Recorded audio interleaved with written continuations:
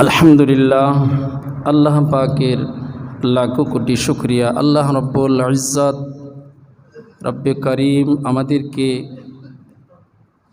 পবিত্র মাহে রমাদানের এক মাস সিয়াম সাধনা করার পর শাওয়াল মাসের প্রথম জুমা নামাজ আদায়ের জন্যে আল্লাহ রব্বুল আলামিন আমাদেরকে মসজিদে একত্রিত করেছেন। সকলে আমরা আল্লাহ রব্বুল আলামিনের দরবারে শুকরিয়া আদায় করি, আলহামদুলিল্লাহ।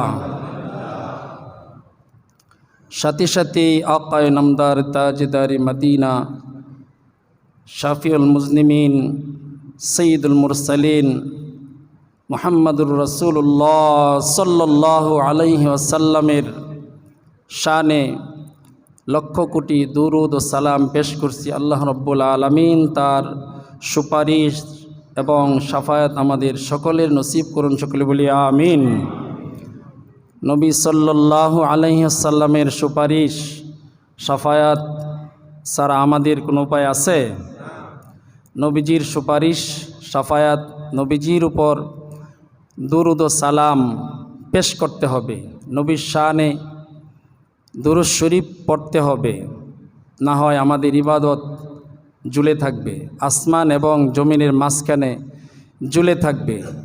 আমরা নবীর শানে যখন দুরূদ শরীফ পড়ব তখন খুব কায়মনোবাক্যে নবীজি সাল্লাল্লাহু আলাইহি সাল্লামের প্রতি মহব্বত ভালোবাসা রেখে দুরূদ শরীফ পড়তে হবে, সালাম জানাতে হবে।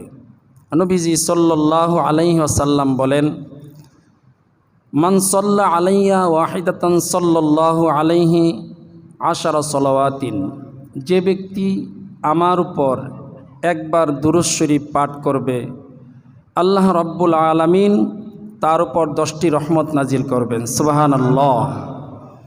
ওয়া হুত্তাত আনহু আশারা খাতিআতিন, সাথে সাথেই 10টি গুনাহ আল্লাহ পাক মাফ করে দিবেন, সুবহানাল্লাহ। ওয়া রুফিআত লাহু আশারা দারাজাতিন, সাথে সাথেই আল্লাহ পাক তার মর্যাদা সম্মান 10 গুণ বৃদ্ধি করে দিবেন, সুবহানাল্লাহ। নবীজি সাল্লাল্লাহু আলাইহি ওয়াসাল্লাম বলেন যে কাল হাসরে ওই ব্যক্তি আমার সবচেয়ে কাছে থাকবে। আওলান নাস বিয়াউমাল কিয়ামাতি আকসারুহুম আলাইয়া সালাহ, নবীজি সাল্লাল্লাহু আলাইহি ওয়াসাল্লাম বলেন যে বেশি বেশি দুরূদ শরীফ পাঠ করবে সে আমার নিকটতম ব্যক্তি হবে, সুবহানাল্লাহ। আমরা নবীজির কাছে থাকতে চাই কি চাই না? আলহামদুলিল্লাহ। নবীজির মহব্বত ভালোবাসা অন্তরের মধ্যে ধারণ করতে হবে, রাখতে হবে। সব কিছুই আপনি যত ইবাদত বন্দিগি করেন, যত কিছুই করেন নবীর তরিকা অনুযায়ী করতে হবে, ঠিক কি না? নবীর তরিকা, নবীজি সাল্লাল্লাহু আলাইহি ওয়াসাল্লাম যেভাবে করেছেন, যেভাবে করতে বলেছেন ঠিক সেইভাবেই করতে হবে। নিজের মন গড়া করা যাবে না, নিজের মন গড়া করলে ওইটাই বেদাত। নবীজি সাল্লাল্লাহু আলাইহি ওয়াসাল্লাম যেভাবে করতে বলেছেন ঠিক সেইভাবেই করতে হবে, যেভাবে করেছেন সেভাবেই করতে হবে।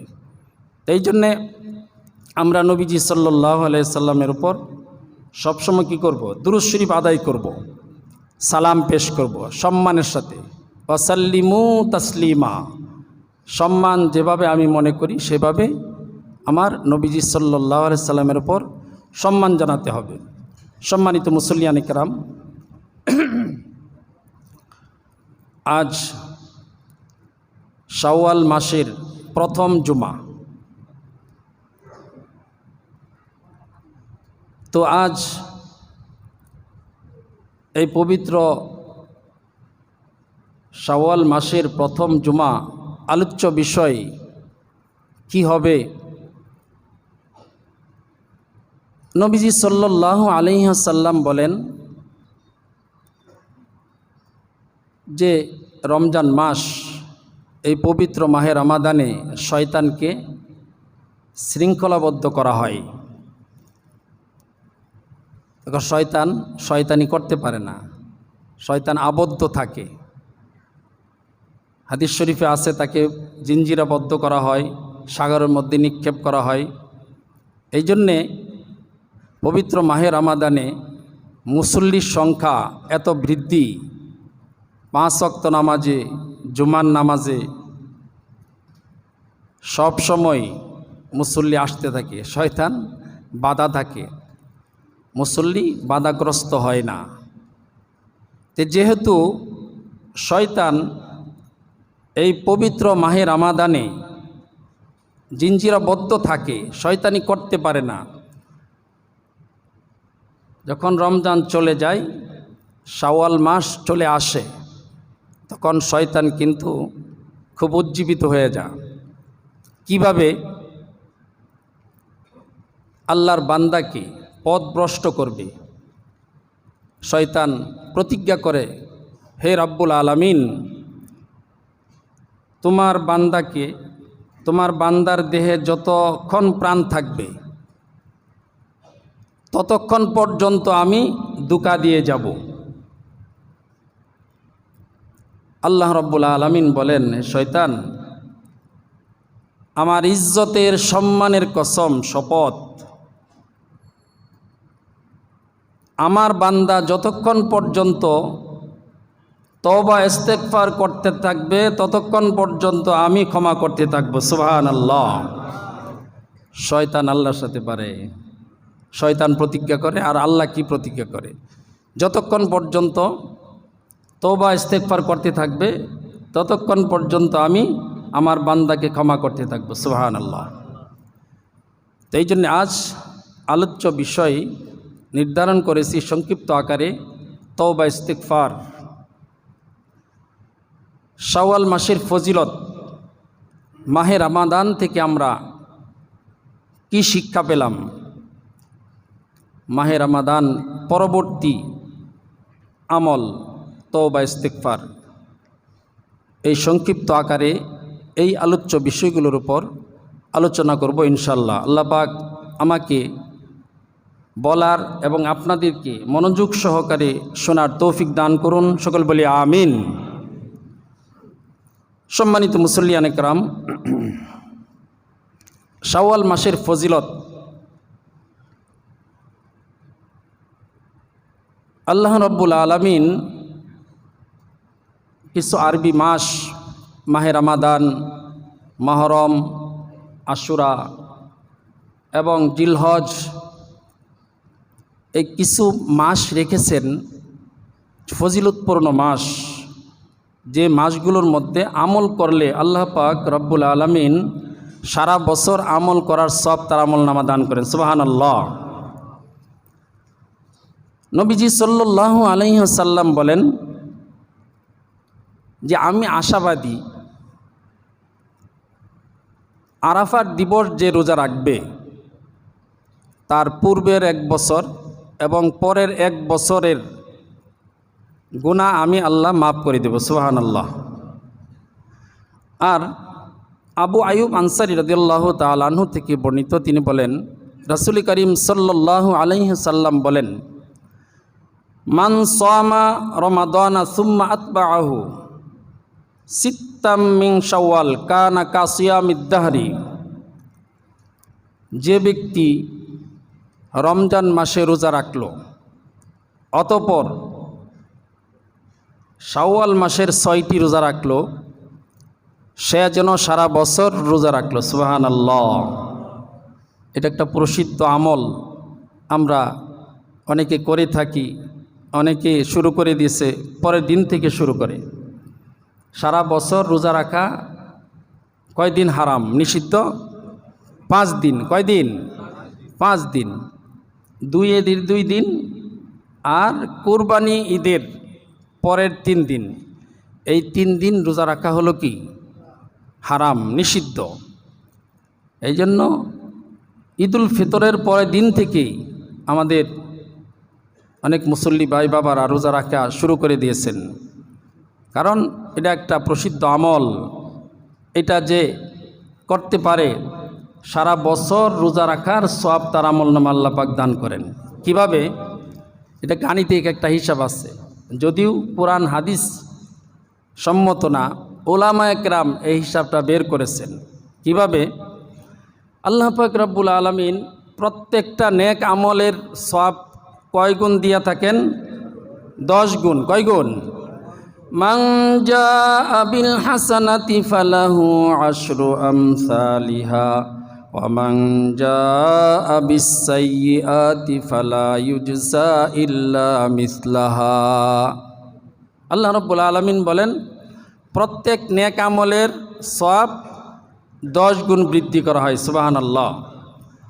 আর বদ আমল, যে বদ আমল করে, সে যে কাজটা করে, মন্দ কাজটা করে, ঠিক তার আমলনামা ওই একটা পাপই নির্ধারণ হয়, লিখিত হয়। আর একটা নেক আমল করলে আল্লাহ পাক ওইটা বাড়িয়ে 10 গুণ করে দেন। সুবহানাল্লাহ। তাহলে 30 দিন আর হলো কয় দিন? 6 দিন, 36 দিন। 36কে যদি 10 দিয়া গুণ করা হয় কয় দিন হয়? 360 দিন। এইভাবে একটা গাণিতিক হিসাব ওলামায়ে কেরাম দিয়েছেন। যদিও বেশিরভাগ 30 দিন হয়, এইভাবে নিয়ে আসছেন। 29 দিনে তো হয়। আর যদি আপনি বলেন যে না 29 দিনে তো হয়, তাহলে হিসাব মিলে না। এটা একটা হিসাব আর কি আমরা ধরে নিতে পারি। তো আল্লাহ রাব্বুল আলামিন যদি আমলনামা আপনার সওয়াব দিতে চান তাহলে দিতে পারেন না? যেহেতু রমজান মাসের সওয়াব 10 গুণ, 700 গুণ বেগাইর হিসাব বলেছেন। তো আল্লাহ রাব্বুল আলামিন আমাদেরকে এই আমলগুলো করার তৌফিক দান করুন। সকলে বলি আমিন। তা আমরা রমজান থেকে, মাহে রমজান থেকে কি শিক্ষা পেলাম?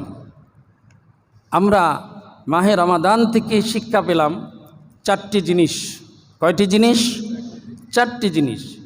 1 নাম্বার হলো রোজা, সিয়াম। সিয়াম আমরা শিক্ষা পেলাম যে সিয়াম রাখতে হবে। শুধু রমজান মাস না, এরকম বছরে কয়েকটি মাস আছে, সপ্তাহ আছে, রোজা রেখে নবীজি সাল্লাল্লাহু আলাইহি ওয়াসাল্লাম আমাদেরকে শিক্ষা দিয়েছেন।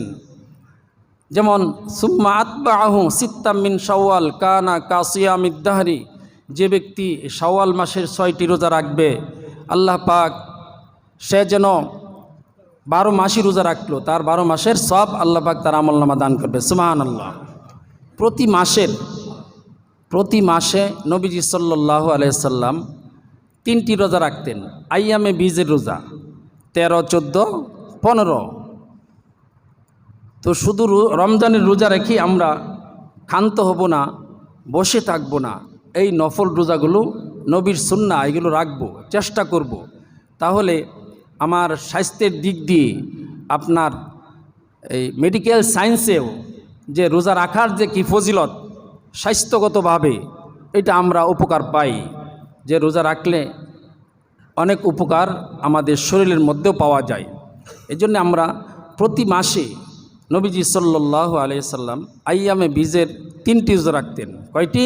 3টি, 13, 14, 15। এবং আরও রোজা রাখতেন সোমবার এবং বৃহস্পতিবার।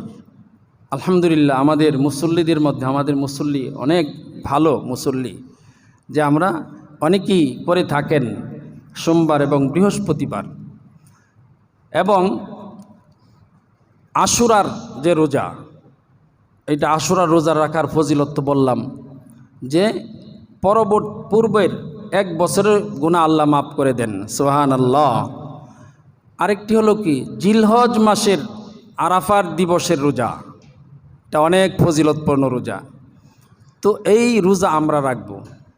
এই মাহে রমাদান আমাদেরকে শিক্ষা দিয়েছেন যে তোমরা রোজা শুধু মাহে রমাদানের রোজা রেখে ক্ষান্ত হবা না। এই রোজাগুলো নবীজি সাল্লাল্লাহু আলাইহি ওয়াসাল্লাম রেখেছেন, তোমরা ওইগুলো রাখবা। নবী থেকে আমরা শিক্ষা পেলাম এটা।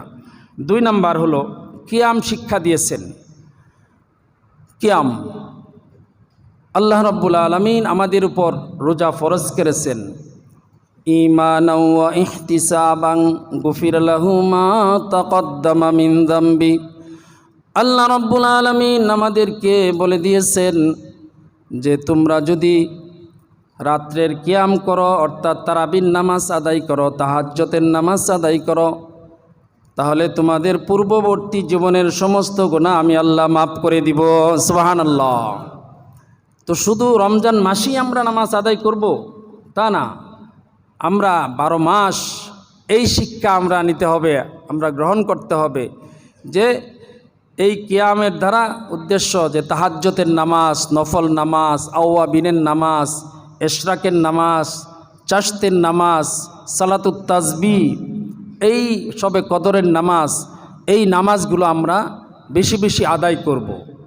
এবং ফরজ তো আছেই, শুধু রোজার ফরজ আদায় করলে হবে না, ফরজ এইগুলো কি করতে হবে, নফলগুলো আদায় করতে হবে। তাইলে আমাদেরকে এই শিক্ষা আমরা পেলাম মাহে রমাদান থেকে, আমাদের এই কিয়াম জারি রাখতে হবে, নামাজ বেশি বেশি নামাজ আদায় করতে হবে। নামাজ আদায় করলে কি লাভ হয়? আল্লাহ পাকের কাছে একটা সেজদা কত মূল্যবান, কত দামি। সিজদাতু ওয়াহিদাতুন খায়রুম ফিদ দুনিয়া ওয়াল আখিরা। আল্লাহ রাব্বুল আলামিন বলেন, একটা সিজদা আল্লাহ এত পছন্দ করে, দুনিয়া এবং দুনিয়ার মধ্যে যা কিছু আছে সবচেয়ে উত্তম। সুবহানাল্লাহ। একটা সিজদা আল্লাহর কাছে এত প্রিয়। এই জন্যে আমরা আমাদের বেশি বেশি এই নামাজ এবং তাহাজ্জুদের নামাজ এগুলো বেশি আদায় করা উচিত। কারণ নবীজি সাল্লাল্লাহু আলাইহি ওয়াসাল্লাম যখনই কোনো বিপদে পড়ে গেছেন, সাহাবায়ে কেরামদেরকে বলেছেন, তোমরা নামাজের মাধ্যমে তা আদায় করে নাও। বিপদ নামাজের মাধ্যমে আদায় করো, অসুস্থ নামাজের মাধ্যমে আল্লাহর কাছে তোমরা চেয়ে নাও। আল্লাহ রাব্বুল আলামিন আমাদের ডাকে সব সময় সাড়া দেয়। তাহাজ্জুদের নামাজের সময় আল্লাহ রাব্বুল আলামিন প্রথম আসমানে এসে আল্লাহর বান্দাদেরকে ডাক দিয়া বলে, তোমরা কার কি অসুবিধা, তোমাদের কার কি চাওয়ার, তোমরা আমার কাছে চাও, আমি তোমাদেরকে দেওয়ার জন্য প্রস্তুত। এখন আল্লাহ প্রস্তুত, আমরা যদি নিতে প্রস্তুত না থাকি, আমরা যদি ওই সময় ঘুমিয়ে থাকি, তাহলে আমরা বঞ্চিত সব কিছু থেকে। এই জন্য আমরা বেশি বেশি নামাজ আদায় করব। আল্লাহ পাক আমাদের সকলকেই বেশি বেশি নফল নামাজ আদায় করার তৌফিক দান করুন, সকলে বলি আমিন। এই পবিত্র মাহে রমাদান আমাদেরকে আর কি শিক্ষা দিয়েছেন? কোরআন তেলাওয়াত। দেখেন, রাত দিন তারাবিন নামাজ, কিয়ামুল লাইলের নামাজ, খতমে কোরআন, এইগুলো রাত দিন অনবরত চলছে। কোরআন তেলাওয়াত, কোরআন তেলাওয়াত এখন বন্ধ করে দিলে হবে? কোরআন তেলাওয়াত বন্ধ করে দিলে হবে? অনেকে তো কোরআন তেলাওয়াত নিজে করতে পারি না, কোরআন তেলাওয়াত শিখে নিব। বয়স্ক কোরআনের এখানে পবিত্র মাহে রমাদানে বয়স্ক কোরআন শিক্ষার আসর হয়েছিল। একজন হুজুর, অনেক ভালো হুজুর নিয়ে আসছিল আমাদের কামরুজ্জামান জুয়েল ভাই, কিন্তু আমাদের মুসল্লি ভাই বাবাদের পক্ষ থেকে বেশি সারা পাওয়া গেল না, নাই। এখানে বলছে যে না, এখানে কোনো ওই পারিশ্রমিক প্রত্যেকে দিতে হবে না, এখানে টাকা পয়সা লাগবে না, তারপরে পাওয়া যায় না। কিন্তু এখন কোরআনের ক্লাস যদি করানো হয়, তাহলে দেখা যাবে কোরআন সহিশুদ্ধ করে কয়জন পড়তে পারে। কোরআন তেলাওয়াত করলেই তো হবে না, সহিশুদ্ধ লাগবে। ওরাত্তিল কোরআন তারতিলা, সহিশুদ্ধ সহকারী কোরআন তেলাওয়াত শিখতে হবে। যারা কোরআন তেলাওয়াত করতে পারি তাদেরও বসার প্রয়োজন ছিল, আর যারা করতে পারি না তাদের তো প্রয়োজন ছিলই। এই সুবর্ণ সুযোগ কিন্তু আমরা পাবো না। আমাদের শরম লজ্জা, নিজে যদি হুজুরের কাছে পড়ি অনেক শরম লজ্জা লাগে, কিন্তু এখানে বয়স্ক কোরআন, বয়স্কদের জন্যেই এই ব্যবস্থাটা করা হয়েছিল। তো আল্লাহ পাক রব্বুল আলামিন আমাদেরকে এই কোরআন শিক্ষা, যেভাবে আমরা কোরআন যেভাবে তেলাওয়াত করেছি রমজান মাসে, নামাজে, কিয়ামুল লাইলে, তারাবিতে, খতমে কোরআন মা বোনেরা অনেক করেছেন। এই কোরআন তেলাওয়াত যেন বন্ধ না হয়ে যায়, এটা যেন সারা বছর এই আমলটা চলে। আল্লাহ পাক আমাদের সকলকে কোরআন তেলাওয়াত করার তৌফিক দান করুন, সকলে বলি আমিন। সম্মানিত মুসল্লিয়ান ইকরাম, 4 নাম্বার হলো আমাদেরকে তাকওয়া শিক্ষা দিয়েছেন, পরহেজগারি অবলম্বন করা। পবিত্র মাহে রমাদানে আল্লাহ ভীতি আমরা কতটুকু অর্জন করতে পেরেছি, আল্লাহ ভীতি আমরা কতটুকু অর্জন করতে পেরেছি। রব্বুল আলামিন বলেন, ইয়া আইয়ুহাল্লাযীনা আমানু কুতিবা আলাইকুমুস সিয়ামু কামা কুতিবা আলাল্লাযীনা মিন ক্বাবলিকুম লাআল্লাকুম তাত্তাকুন। হে ঈমানদারগণ, তোমাদের উপর রোজা ফরজ করা হয়েছে যেমনিভাবে তোমাদের পূর্ববর্তীদের উপর ফরজ করা হয়েছিল, যেন তোমরা পরহেজগারি অবলম্বন করতে পারো। আল্লাহ ভীতি যেন তোমরা অর্জন করতে পারো। আল্লাহ ভীতি, পরহেজগারি। এই পরহেজগারি কি? পরহেজগার, আল্লাহ ভীতির তাকওয়ার ব্যাখ্যা কি? আমিরুল মুমিনিন হযরত উমর রাদিয়াল্লাহু তাআলা আনহু বলেন, উবাই ইবনে কাব রাদিয়াল্লাহু তাআলা আনহু একজন সাহাবী ছিলেন। উনি কারি সাহাবী। তার কোরআন তেলাওয়াত অত্যন্ত সুমধুর, সুন্দর তিলাওয়াত করতেন। নবীজি সাল্লাল্লাহু আলাইহি ওয়াসাল্লাম হযরত উবাই ইবনে কাব রাদিয়াল্লাহু তাআলা আনহুর কোরআন তেলাওয়াত প্রায় শুনতেন, যিনি নাকি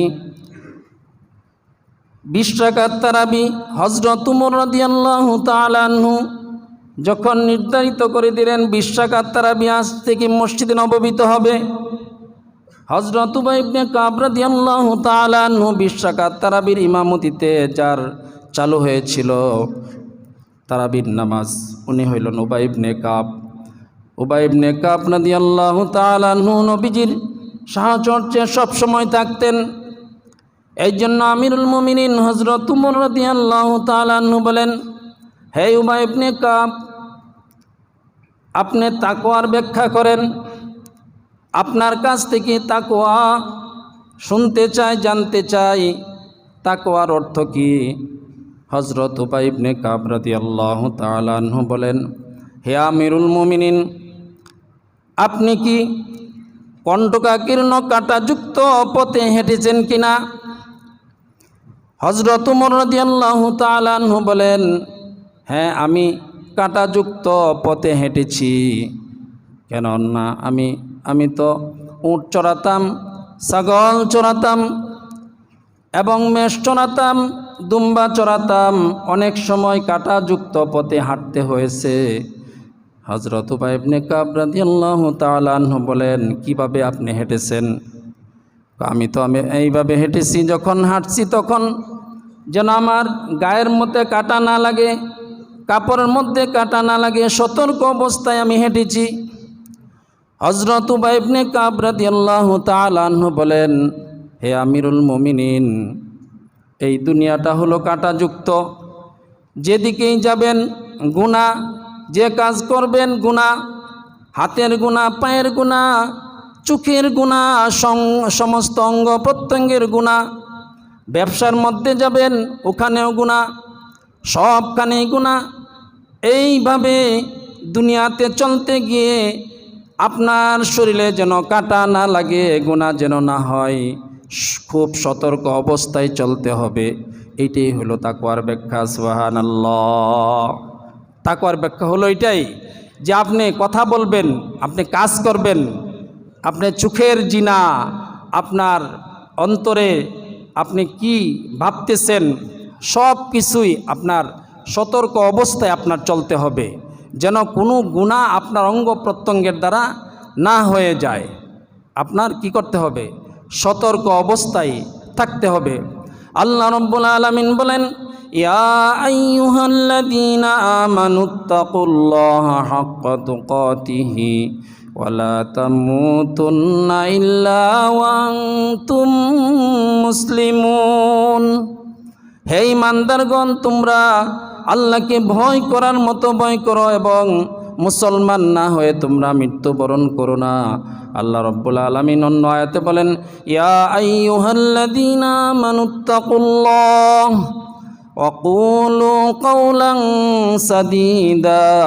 হে ঈমানদারগণ, তোমরা আল্লাহকে ভয় করো এবং তোমরা সঠিক কথা বলো।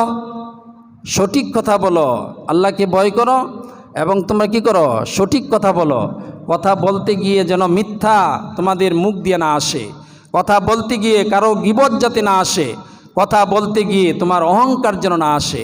অর্থাৎ সঠিক কথা বলতে হবে। কুলু কাওলান সাদীদা, অন্য আয়াতে আল্লাহ রাব্বুল আলামিন বলেন, ইয়া আইয়ুহাল্লাযীনা আমানুত্তাকুল্লাহা ওয়াল তানজুর নাফসুম মা কদ্দামাত লিগাদ ওয়াত্তাকুল্লাহ ইন্নাল্লাহা খাবীরুম বিমা তা'মালুন। হে ঈমানদারগণ, তোমরা আল্লাহকে ভয় করো এবং আগামী দিনের জন্য কি প্রস্তুত করেছো, অর্থাৎ কিয়ামতের জন্য তুমি কি প্রস্তুত করে রেখেছো, কি জোগাড় করেছো। তুমি যে মরে যাবা, তুমি যে চলে যাবা, কি নিয়ে যাবা, কি চিন্তা ভাবনা করেছো। ওয়াত্তাকুল্লাহ, আল্লাহকে ভয় করো। অর্থাৎ আল্লাহ ভীতি আমার অন্তরের মধ্যে কী করতে হবে, থাকতে হবে। আল্লাহ ভীতি যদি অন্তরের মধ্যে থাকে তাহলে আমাদের গুনাহ হবে না, আমাদের দ্বারা কোনো খারাপ কাজ সংগঠিত হবে না।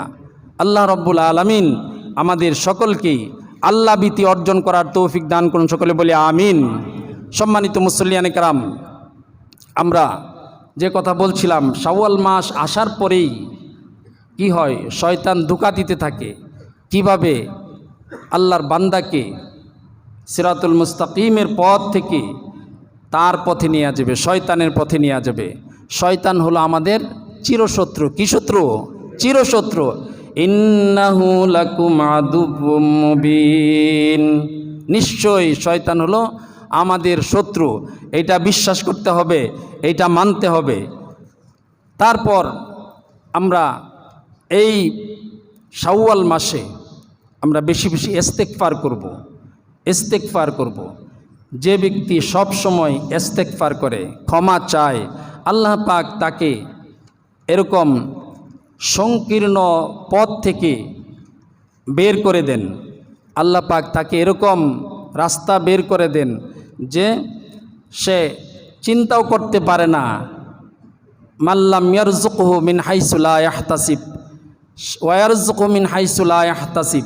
আপনি এরকম পেরেশানিতে আছেন, এরকম চিন্তায় আছেন, আপনি বেশি বেশি ক্ষমা চাবেন। মান লাজিমাল ইস্তিগফারা, নবীজি সাল্লাল্লাহু আলাইহি ওয়াসাল্লাম বলেন, যে বেশি বেশি ইস্তেগফার করবে আল্লাহ পাক তাকে এই সমস্ত সংকীর্ণ রাস্তা থেকে মুক্ত রাস্তা বের করে দিবেন। সুবহানাল্লাহ। তার টেনশন মুক্ত করে দিবেন এবং তাকে আল্লাহ পাক এমন জায়গা থেকে রিজিকের ব্যবস্থা করবেন যে সে চিন্তাও করতে পারবে না, কল্পনাও করতে পারবে না। বেশি বেশি ইস্তেগফার করলে, বেশি বেশি আল্লাহর কাছে ক্ষমা চাইলে। আল্লাহর হাবিব নবীজি সাল্লাল্লাহু আলাইহি ওয়াসাল্লাম বলেন, যে বেশি বেশি ইস্তেগফার করে আল্লাহ রাব্বুল আলামিন তার জীবনের সমস্ত গুনাহ খাতা মাফ করে দেন। আল্লাহ রাব্বুল আলামিন বলেন, আস্তাগফিরুল্লাহ, তোমরা বেশি বেশি ক্ষমা চাও, নিশ্চয় আল্লাহ ক্ষমাশীল দয়ালু। আল্লাহর কাছে কি করতে হবে? ক্ষমা চাইতে হবে, বেশি বেশি তওবা করতে হবে। আন আবি হুরায়রা রাদিয়াল্লাহু তাআলা আনহু قال قال رسول الله صلى الله عليه وسلم إن المؤمن إذا أذنب كانت نقطة سوداء في قلبه فإن تاب واستغفر سقل قلبه وإن زاد زادت حتى تعلو قلبه। নবীজি সাল্লাল্লাহু আলাইহি ওয়াসাল্লাম বলেন, কোন মুমিন বান্দা যখন কোনো গুনাহ করে তার অন্তরের মধ্যে একটি দাগ লেগে যায়, যদি সে তওবা করে দাগটা মুছে যায়, আর যদি বেশি বেশি গুনাহ করে বেশি বেশি দাগ লাগতে থাকে, এক সময় তার অন্তর ছেয়ে যায়, আর কোনো কিছু বাকি থাকে না। তার দ্বারা পরে আর ভালো কাজ ভালো লাগে না, নামাজ ভালো লাগে না, তার আমল ভালো লাগে না, রোজা ভালো লাগে না, নফল ইবাদত ভালো লাগে না। গুনাহ বেশি করতে করতে অন্তর কী হয়ে যাগা, একবারে ছেয়ে যা গুনাহ। তো এই জন্যে বেশি বেশি কী করতে হবে? তওবা করতে হবে, ইস্তেগফার করতে হবে। নবীজি সাল্লাল্লাহু আলাইহি ওয়াসাল্লাম বলেন, ইয়া আইয়ুহান নাসু তুবু ইলাল্লাহি ফাইন্নী আতুবু ইলাইহি ফি কুল্লি মিআতি ইয়াউমিন মিআতা মাররা। নবীজি সাল্লাল্লাহু আলাইহি ওয়াসাল্লাম বলেন, আমি দৈনিক 100 বার তওবা করি, তোমরা আল্লাহর কাছে তওবা করো। আল্লাহ নবী সাল্লাল্লাহু আলাইহি ওয়াসাল্লাম যারা আগে পিছনে সব গুনাহ আল্লাহ মাফ করে দিয়েছেন, তারপরে বলছেন কি, নবীজি তওবা করতেন, ইস্তিগফার করতেন। কেন? আমাদের জন্যে, তার উম্মতকে শিক্ষা দেওয়ার জন্যে যে তোমরা সবসময় তওবা করবা, ইস্তেগফার করবা। ইস্তেগফার যে ব্যক্তি করে সবসময় আল্লাহ পাকের কাছে যা চায় আল্লাহ পাক তাই তাকে দান করে। সুবহানাল্লাহ। আন আয়েশা রাদিয়াল্লাহু তাআলা আনহা قالت قال رسول الله صلى الله عليه وسلم إن العبد إذا اعترف ثم تاب تاب الله عليه متفق عليه। রাসূলুল্লাহ সাল্লাল্লাহু আলাইহি ওয়াসাল্লাম বলেন, যে ব্যক্তি গুনাহ স্বীকার করে আল্লাহর কাছে তওবা করে আল্লাহ পাক রব্বুল আলামিন তার জীবনের সমস্ত গুনাহ মাফ করে দেন। মানুষের কাছেও যখন দোষ স্বীকার করা হয় যে ভাই আমি ভুল করছি, সরি আমি ভুল করেছি, ওই বান্দা কি করে মাফ করে দেন। এক ভাই আরেক ভাইকে মাফ করে দেন না। আর আল্লাহ রব্বুল আলামিন দয়ার সাগর, বান্দার চেয়ে মা বাবার চেয়ে হাজার কোটি গুণে বেশি দয়া আল্লাহ রব্বুল আলামিনের। আল্লাহ পাক মাফ করে দেন। এই জন্যে আমরা গুনাহকে সামনে নিয়ে আসব, সামনে নিয়ে এসে চোখের পানি ফেলে আল্লাহর কাছে আমরা এই দোষ স্বীকার করে ক্ষমা চাবো। আল্লাহ পাক বসে আছেন আমাদেরকে ক্ষমা করার জন্যে। আল্লাহ পাক আমাদের সকলকেই ক্ষমা চাওয়ার তৌফিক দান করুন, সকলে বলে আমিন। নবীজি সাল্লাল্লাহু আলাইহি ওয়াসাল্লাম বলেন, আত-তাইবু মিনাজ যামবি কামাল্লা যামবালা। তওবাকারী এমন যে তার কোনো গুনাহ নাই।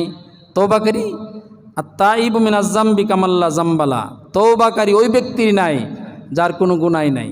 এজন্য আমরা কি করব? বেশি বেশি তওবা করব। عن أبي بريم بردة ابن أبي موسى نبيه قال قال رسول الله صلى الله عليه وسلم وما كان الله ليعذبهم وأنت فيهم وما كان الله معذبهم وهم يستغفرون। কোরআনের আয়াত। নবীজি সাল্লাল্লাহু আলাইহি ওয়াসাল্লাম বলেন যে আল্লাহ পাক রব্বুল আলামিন বলতেছেন, হে নবী, আপনি যতদিন তাদের মাঝে আছেন তাদের উপর কোনো শাস্তি অবতীর্ণ হবে না। চিন্তা করেন, আপনি যতদিন তাদের মাঝে আছেন, অর্থাৎ আমাদের মাঝে যতদিন আছেন, সাহাবায়ে কেরাম যতদিন ছিলেন, নবীজি সাল্লাল্লাহু আলাইহি ওয়াসাল্লাম যতদিন ছিলেন, ততদিন আল্লাহ পাক রব্বুল আলামিন বলেন, ওমা কানাল্লাহু লিউআযযিবাহুম ওয়া আনতা ফীহিম, ততদিন পর্যন্ত তাদের উপর শাস্তি নাজিল হবে না। আর যতক্ষণ পর্যন্ত আপনার উম্মত আমার বান্দা ইস্তেগফার করবে ততক্ষণ পর্যন্ত তাদের উপর শাস্তি হবে না। সুবহানাল্লাহ। তাহলে দেখেন ইস্তেগফার, ক্ষমা চাওয়ার ফজিলত এবং তার মূল্য কত, শক্তি কত। যতক্ষণ পর্যন্ত আল্লাহর বান্দা নবীজির উম্মত ক্ষমা চাবে, তওবা করতে থাকবে, ততক্ষণ পর্যন্ত তাদের উপর কি হবে না? শাস্তি অবতীর্ণ হবে না। এই জন্য আমরা বেশি বেশি কি করব? ক্ষমা চাবো। কুল্লু বানি আদম খাত্তাউন খায়রুল খাত্তাইনা তাওয়াবুন।